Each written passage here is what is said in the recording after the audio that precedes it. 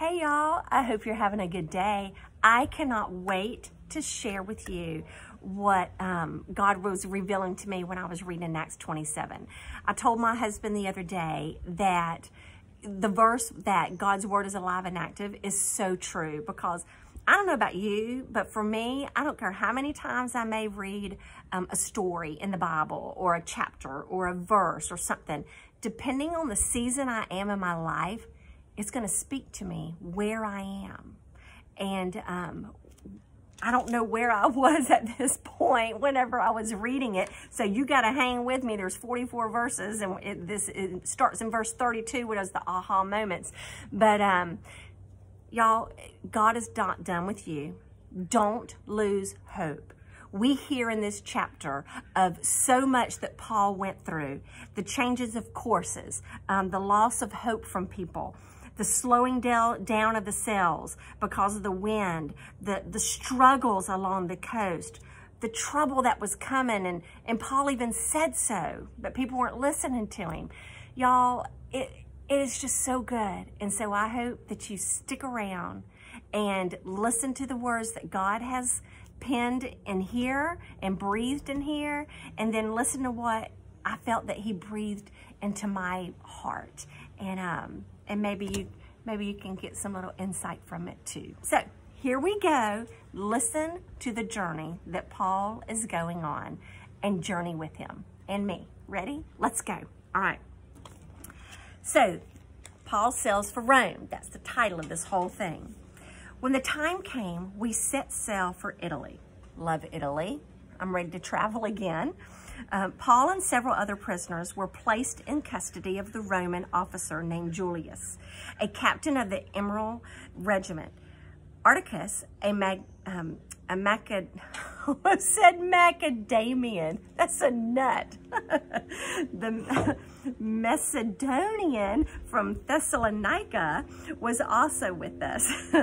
We left on a ship who was home port with an hang on, because I have this underlined. Adramyttium. Okay, let me go back and read that sentence. We left on a ship whose home port was Adramyttium on the northwest coast of the province of Asia. It was scheduled to make several stops at ports along the coast of the province. The next day, when we docked in Sidon, Julius was very kind to Paul and let him go ashore to visit with his friends so that they could provide for his needs. Now remember, Julius is just this Roman officer, and Paul, he's a prisoner, but they've gained respect for him. They know that he really has not done wrong, so they're giving him a little more freedom here. All right. Putting out to sea from there, we encountered strong, heavy winds that made it difficult to keep the ship on course. So we sailed north of Cyprus between the islands and the mainland, keeping to the open sea. We passed along the coast of Cilicia and Pamphylia, landing in Myra in the province of Lycia. Hello. I'm not pronouncing any of these right, I'm sure. There, the commanding officer found an Egyptian ship from Alexandria that was bound for Italy, and he put us on board. We had several days of slow sailing, and after great difficulty, we finally neared Cydonitis. But the wind was against us, so we sailed across to Crete and along the sheltered coast of the island, past the Cape of Salam. I want to say Salami because it looks like that, and it could be, but I'll say Salam. We struggled along the coast with great difficulty and finally arrived at Fair Havens, near the town of Lasea. We had lost a lot of time. The weather was becoming dangerous for sea travel because it was so late in fall, and Paul spoke to the ship's officers about it. I think it was back towards the beginning of Acts that I even pulled up on the map and did a little research and shared with y'all about it wasn't the sea, but I think it was on a lake, and how strong the winds were on this lake. And so because it was later in fall. And later in fall is whenever the seas are a little more rough, so you got to be careful. So I'm sorry, it seems like I'm reading this slow today. It's been a little while since I've read this, but I can't wait to get to the good stuff that I can share with you. All right, here we go. We had lost a lot of time. The weather was becoming dangerous because it was so late in the fall, and Paul spoke to the ship's officers about it. So Paul's telling them about this because this is not his first rodeo, y'all. Men, he said, I believe there is trouble ahead if we go on. Shipwreck, listen to this because this is going to come into effect. Loss of cargo and danger to our lives as well. He didn't say death, but he said danger. Danger to our lives as well. But the officer in charge of the prisoners listened more to the ship's captain and the owner than to Paul. Because they're like, why should we listen to the prisoner? Why don't we listen to the owner and the captain of the boat? They're the ones in charge. Remember, Paul's been there, done that. We got to learn from other people's mistakes, y'all, in life. If we know we see somebody doing something that isn't right, don't do it. Don't go down that path.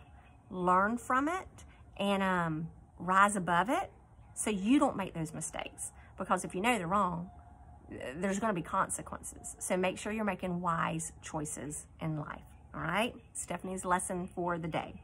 I'm sure there's more. Here we go. Let's see. And since Fair Havens was an exposed harbor, a poor place to spend the winter, most of the crew wanted to go back to Phoenix, further up the coast of Crete, and spend the winter there. Phoenix was a good harbor with only a southwest and northwest exposure. Verse 13, the storm at sea is the title of it. When a light wind began blowing from the south, and the sailors thought they could make it. So they pulled up the anchor and they sailed close to the shore of Crete. But the weather changed abruptly, and a wind of typhoon strength called a northeaster burst across the island and blew us out to sea. The sailors couldn't turn the ship into the wind, so they just gave up and let it run before the gale. We sailed along the sheltered side of a small island named Cauda, where with great difficulty we hoisted aboard the lifeboat being towed behind us. Then the sailors bound ropes around the hull of the ship to strengthen it. They were afraid of being driven across the sandbars of Syrtis off the African coast. So they lowered the sea anchor to slow the ship and were driven before the wind. The next day, as gale-forced winds continued to batter the ship, the crew began throwing the cargo overboard. Remember the prediction that Paul had earlier. And this isn't just 10, 12, 20 men on this ship. No, this was 276 people were aboard this ship. Big ship, all right? Big storms. Listen to Paul. His predictions are coming true. And we're going to be learning from this. So hang on. It says, the following day, they even took some of the ship's gear and threw it overboard. The terrible storm raged for many days. I believe it's 14 days is what I read, y'all. Blotting out of the sun and the stars until at last all hope was gone. Do you ever feel that? Do you ever feel that I have no hope? I have nowhere to turn. I don't know what to do. You do. Turn from yourself. Get from your thoughts. Because I know my mind is a place that Satan loves to go and try to get into. And because I overthink things. So just turn away from your mind. Turn away from yourself. And look up to Jesus. Cry out to God. When you feel that there is no hope, cry out to Jesus.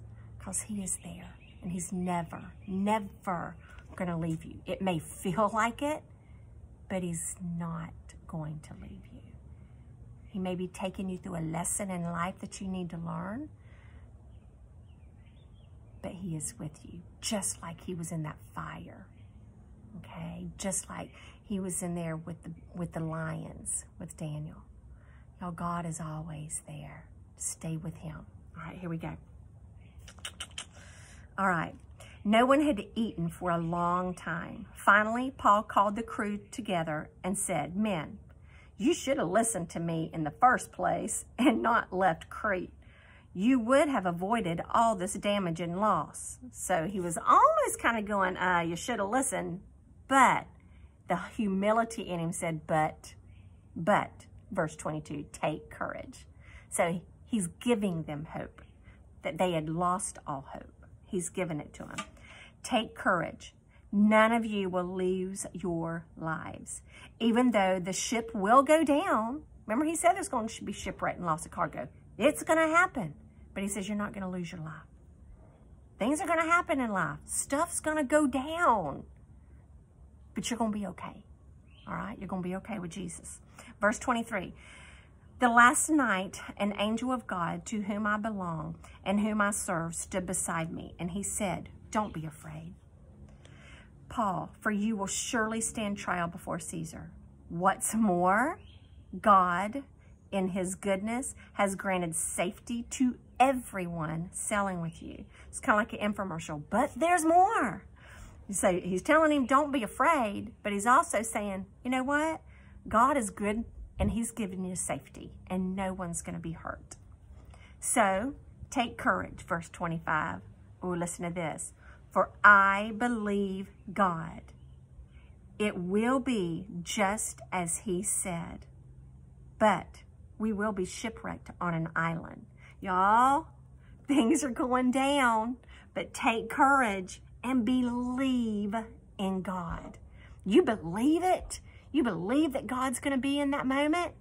Y'all, he is. Verse 27. About midnight on the 14th night of the storm, 14 nights, that's where I read it, as we were being driven across the Sea of Adria, the sailors sensed land was near. They sensed land was near. They dropped a weight line and found that the water was 120 feet deep. But a little later, they measured again and found it was only 90 feet deep. Remember, this is not like a flats boat. It's not like a little boat. This is a big old ship that has 200 plus people on there. At this rate, they were afraid they would soon be driven against the rocks along the shore. So they threw the 4 anchors from the back of the ship and prayed for daylight. Then the sailors tried to abandon the ship. They lowered the lifeboat as though they were going to put out anchors from the front of the ship. But Paul said to the commanding officer and soldiers, "You will all die. You're all going to die unless the sailors stay aboard."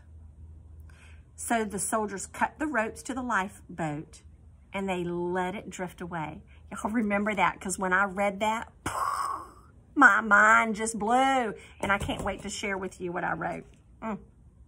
I hope you get it like I did. Somebody needs to hear this for sure. Verse 33, just as the day was dawning, Paul urged everyone to eat. You have been so worried that you haven't touched food for 2 weeks. That wouldn't be me. No, I would be grouchy for sure.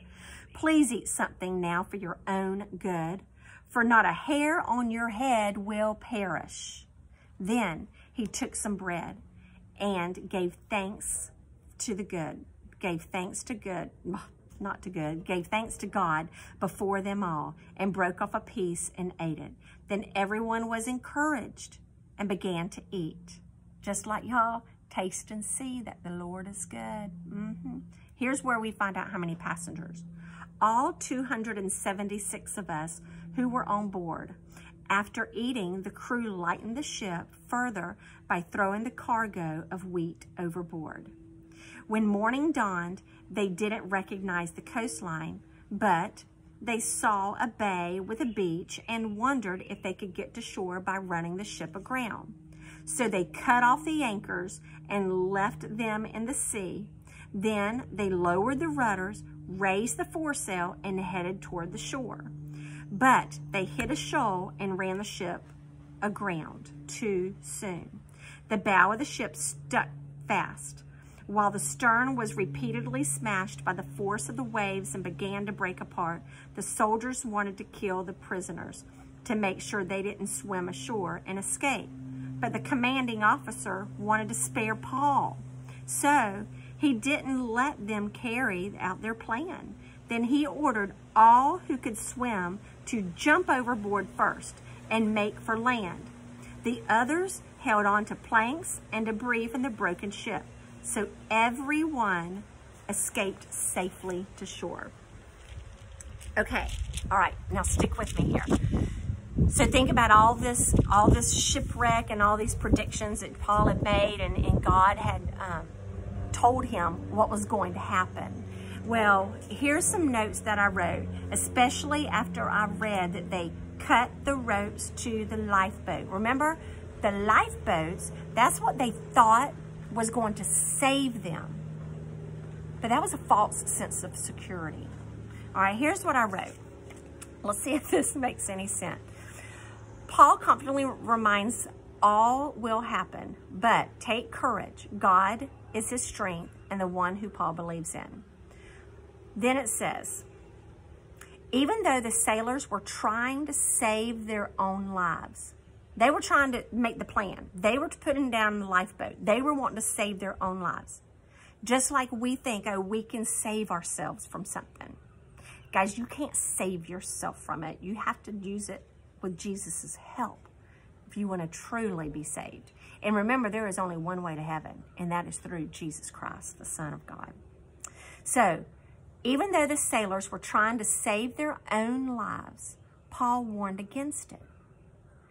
And this time, they listened. So are you listening to me now? You can't save yourself, and you can't get to heaven another way. You got to do it through Jesus Christ. They even cut the ropes that could have led them to a false sense of safety. Their way would have led them to death. To death. And then I went, I wrote HMMMM. Just like we can't save ourselves, only Jesus can. And we should also cut ties to our past life. Remember, whenever you are a born-again Christian, you are a new creation. You are a new creature. It's going to transform you. You need to allow Jesus to transform you. Cut the ties to the old life. Turn from the sin and self and turn to Jesus, because he's got a new thing coming for you. I put on here that taste and see that the Lord is good, because I think this is the part we were talking about, how he's breaking the bread and he's making them eat, and they haven't eaten in 14 days. Well, they needed to eat. And these men, they're not going to perish. They will live eternally. Just like if we turn to Jesus, we will live eternally. So, turn from sin and self. Turn to Jesus Christ. Taste this right here. Taste God's goodness and see that it is so good. And you will live eternally. You're going to go through troubles and trials, just like Paul did. But take courage, my friend. Cut those ties, okay? Let's see what else I put. For they had food, the bread with them all along. Oh, that was another point. They didn't eat for 14 days, but the food was with them this whole time. Just like some people will live for years without Jesus Christ in their life, but he is with them always. He is here always. You've got to turn to him and taste it. Let's see. But they were worried, they were worried and they were into themselves. We need to take advantage. They needed to take advantage of what was with them so much, just like us.